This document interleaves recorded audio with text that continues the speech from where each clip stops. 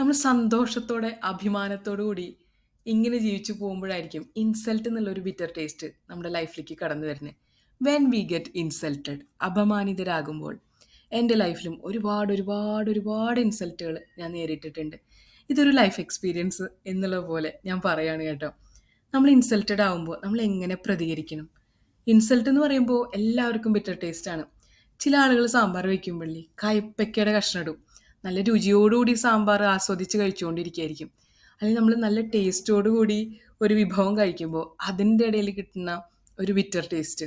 ചിലർക്ക് ഇഞ്ചി ഇഷ്ടമുണ്ടാവില്ല അല്ലേ? അപ്പം മസാലയുള്ള കറിയൊക്കെ ഇട്ട് ഒരു ഇഞ്ചി കടിച്ചൊരു ഒരു ആ ഒരു ടേസ്റ്റിൽ ഇൻസൾട്ടിന് നമുക്ക് ഫീൽ ചെയ്യാം എന്നെനിക്ക് തോന്നുന്നു. കോമൺ ആയിട്ട് പറഞ്ഞതാണ് കേട്ടോ.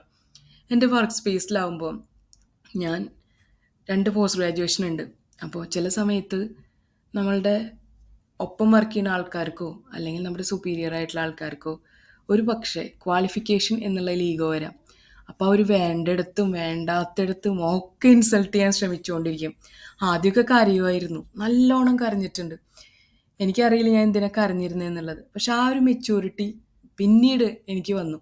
കരയരുത്, ആ ഒരു സ്പേസിൽ നീ കരയരുത്.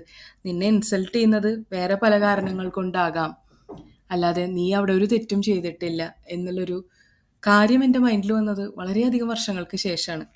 വർക്ക് സ്പേസ് എന്നുള്ളൊരു കാര്യം നമുക്ക് എപ്പോഴും ബാലൻസ് ചെയ്ത് കൊണ്ടുപോകേണ്ടതാണല്ലോ.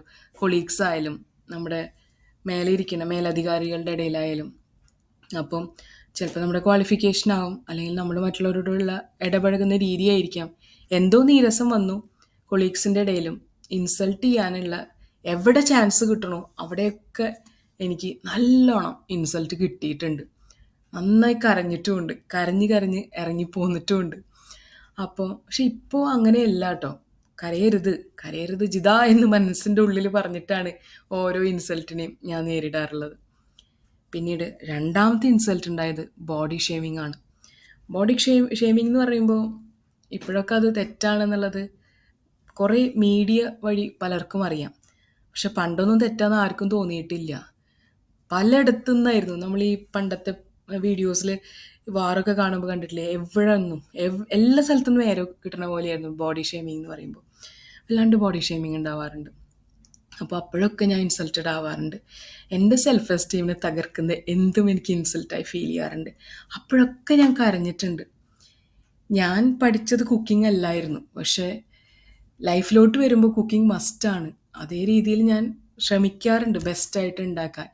എങ്കിലും ഞാൻ ഉണ്ടാക്കിയത് ശരിയല്ല എന്ന് പബ്ലിക്കിൻ്റെ മുമ്പിൽ വെച്ച് ഇൻസൾട്ട് ചെയ്തിട്ട് ഞാൻ വിഷമിച്ച് കരഞ്ഞ് എത്രയോ ദിവസം കരഞ്ഞിരുന്ന സന്ദർഭങ്ങൾ ഉണ്ടായിട്ടുണ്ട്. അപ്പോഴൊക്കെ ഇൻസൾട്ടഡ് ആവുമ്പോൾ കരയാന്നല്ലാണ്ട് വേറെ ഓപ്ഷൻ എനിക്ക് അറിയുമായിരുന്നില്ല. ഇപ്പോഴാണ് ഇൻസൾട്ട് ഉണ്ടാകുമ്പോൾ എങ്ങനെയൊക്കെയാണ് നമ്മൾ പ്രതികരിക്കേണ്ടത് എന്ന് എനിക്ക് മനസ്സിലായത്. ഫ്രണ്ട്സിൻ്റെ ഇടയിലും ഇൻസൾട്ട് ഉണ്ടായിട്ടുണ്ട്. എന്തിന്, ഞാൻ യൂട്യൂബ് ചാനൽ തുടങ്ങുമ്പോൾ നിന്നെ കേൾക്കാൻ ആരും ഉണ്ടാവില്ല ജിത, നീ പറയണത് എന്ത് ആര് കേൾക്കാനാ, നിൻ്റെ കഥയും കവിതയും ഇഷ്ടപ്പെടുന്നവരുണ്ടാവും എന്നുള്ളത്.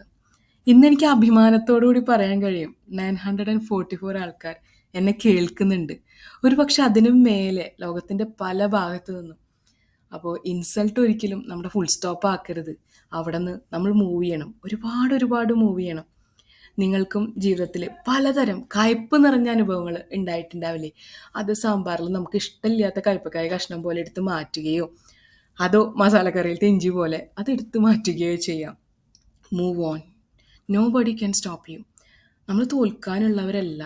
ഒരാൾ നമ്മൾ അപമാനിതയാക്കി എന്ന് വിചാരിച്ച്, അല്ലെങ്കിൽ അപമാനിതനാക്കി എന്ന് വിചാരിച്ച്, ഒരു പബ്ലിക്കിൻ്റെ മുമ്പിൽ വെച്ച് നിങ്ങൾ ഇൻസൾട്ട് ചെയ്തു എന്ന് വിചാരിച്ച് അവിടെ ഇരുന്ന് കരയേണ്ട ഒരവസ്ഥ ഇനിയും ജീവിതത്തിൽ ഉണ്ടാക്കരുത്. ഇനി ആരെങ്കിലും അങ്ങനെ ഉണ്ടെങ്കിൽ, കരഞ്ഞിട്ടുണ്ട് ഒരുപാട്. ഇപ്പം ഞാൻ മനോഹരമായി അവിടെ നിന്ന് നീങ്ങി നിൽക്കും, അല്ലെങ്കിൽ I just neglect the situation. എനിക്കറിയാം they are going to tell about me like this, you don't have a job, you have such things in your life എന്നുള്ളത്. But now I know how to handle the situation and I try not to cry. പക്ഷെ അത്രയും insult കൂടുതലായി കഴിഞ്ഞാൽ നമ്മൾ കരഞ്ഞു പോകട്ടോ. ഇപ്പം നമുക്ക് ഇഷ്ടമുള്ള ആരെങ്കിലുമൊക്കെ ഉണ്ടാവില്ലേ, അവരുടെ അടുത്തൊന്ന് ഷെയർ ചെയ്യുക വിഷമം കൂടുമ്പോൾ. അല്ലാണ്ട് പാതയൊന്നും ഒറ്റയ്ക്കല്ല കേട്ടോ. പിന്നെ ഒരാൾക്ക് മാത്രം ഒരിടത്ത് സക്സസ്ഫുൾ ആവുക എന്നുള്ളത് ലോക നിയമമൊന്നുമല്ല. നമ്മൾക്ക് എല്ലാവർക്കും ഈക്വൽ ഓപ്പർച്യൂണിറ്റി ഉണ്ട്. നമ്മളത് കണ്ടെത്തണം എന്നുള്ളൂ. ചിലപ്പോൾ ഒരു ഇൻസൾട്ടായിരിക്കും നമുക്കൊരു കറക്റ്റ് ഇൻസൈറ്റ് കൊടുക്കുന്നത്. ആ ഇൻസൈറ്റ് എപ്പോൾ നമുക്ക് ക്ലിക്കാവണോ അവിടെ നിങ്ങൾ സക്സസ്ഫുൾ ആവും. ഈ ഇൻസൾട്ടിനെ നമ്മൾ നമ്മുടെ ഒരു ഊർജ്ജമായി എടുത്ത് അവിടെ നിന്ന് മുന്നേറുക. പണ്ട് നമ്മൾ കേട്ടിട്ടില്ലേ, ഈ വാഴയൊക്കെ വെക്കുമ്പോൾ ചവിട്ടി താഴ്ത്തിയിട്ടാണ് എത്ര വെക്കുക, അത്രയും ഉയരത്തിൽ അത് മേലേക്ക് വരും എന്നാ പറയുന്നത്. അത് പഴമൊഴിയാണ്, ഞങ്ങളുടെ ഭാഗത്തൊക്കെ പറയുന്ന. അതുപോലെ എത്രമാത്രം ഇൻസൾട്ട് സഹിച്ചിട്ടാണ് ഞാൻ ഇത്രത്തോളം എത്തിയത്. ഞാൻ എവിടെ എത്തിയെന്നല്ല പറയുന്നത്. മനുഷ്യന് ഓരോരുത്തരും ജീവിച്ചു പോകുന്നത് എന്നുള്ളത് ഓരോരുത്തർക്കും അറിയാം. നമ്മുടെ ഓരോരുത്തരുടെ ലൈഫിലും ഉണ്ടായിട്ടുണ്ടാവും ഇൻസൾട്ട് നേരിടേണ്ടി വന്ന സന്ദർഭങ്ങൾ. അതൊക്കെ ഒരു ബിറ്റർ എക്സ്പീരിയൻസ് എന്നുള്ള പോലെ എടുത്ത് അവിടെ നിന്ന് മുന്നേറാം. പിന്നെ നമ്മുടെ അപ്പുറത്തെ ആൾ, നമ്മളെ ഇൻസൾട്ട് ചെയ്യുന്ന ആൾക്ക് 100% fully qualified to insult you എന്നുള്ളൊരു ഇതില്ല കേട്ടോ. ഒരുപക്ഷെ അയാളുടെ ഉള്ളിലുള്ള എന്തൊക്കെയോ ഇൻസെക്യൂരിറ്റികൾ മറയ്ക്കാൻ വേണ്ടി നമ്മൾ ഇൻസൾട്ട് ചെയ്യണുണ്ടാവും. ഒരുപക്ഷെ നമ്മൾ ആ ഒരു പൊസിഷനിൽ ഇരുന്നാൽ അവർക്ക് നല്ലതല്ല എന്ന് തോന്നി ഇൻസൾട്ട് ചെയ്യുന്ന ആൾക്കാരുണ്ടാവും. ഈ പുകച്ച് പുറത്ത് ചാടിക്കുക എന്ന് പറയില്ലേ, അതുപോലെ ഒരുപക്ഷെ നമ്മളെ ബോഡി ഷെയിം ചെയ്തുകൊണ്ട് അവർക്ക് എന്തെങ്കിലുമൊക്കെ നേട്ടം ആ ഒരു സന്ദർഭത്തിൽ ഉണ്ടായിട്ടുണ്ടാവാം. ഒരു പക്ഷേ നമ്മളുണ്ടാക്കിയ ഭക്ഷണം നല്ലതല്ല എന്നൊരു പബ്ലിക്കിൻ്റെ മുമ്പിൽ പറയണോണ്ട് they might feel proud themselves and prove that you are very low in any skill എന്നുള്ളത്. അതുകൊണ്ട് നമ്മുടെ സ്കില്ല് കുറഞ്ഞു പോകുന്നുണ്ട് ഇല്ല. നമുക്ക് ആഹാരം രുചിയായി ഉണ്ടാക്കാൻ അറിയുന്നത് നമുക്ക് അറിയുന്നെങ്കിൽ നമ്മൾ എന്തിനു കരയണം? പക്ഷേ 10 കൊല്ലം മുമ്പ് എനിക്കിത് തോന്നിയിട്ടില്ല കേട്ടോ. ഞാൻ കരയാറുണ്ട്, അസ്സലായി കരയാറുണ്ട്. പക്ഷെ എന്നെപ്പോലെ കരഞ്ഞ് വിഷമിച്ചിരിക്കുന്ന ആരെങ്കിലും വീഡിയോ കാണുന്നുണ്ടെങ്കിൽ ഒരുപാട് നമ്മൾ ചേഞ്ച് ചെയ്യണം. ആരെങ്കിലും ഇൻസൾട്ട് ചെയ്തിട്ടുണ്ടെങ്കിൽ നമ്മൾ നമ്മുടെ സെൽഫ് കോൺഫിഡൻസ് കളയരുത്. നമ്മുടെ സെൽഫ് എസ്റ്റീം കുറയ്ക്കുക എന്നുള്ളതാണ് അവരുടെ മെയിൻ ഉദ്ദേശം. അപ്പോൾ just walk away, just neglect, smile. Thank you for listening to me. ഇനി ആരും വിഷമിക്കരുത് കേട്ടോ. എല്ലാവരും സന്തോഷത്തോടെ സമാധാനത്തോടെ സക്സസ്ഫുള്ളായി ജീവിക്കാനാണ് എനിക്കാഗ്രഹം. സ്നേഹത്തോടെ ജിത.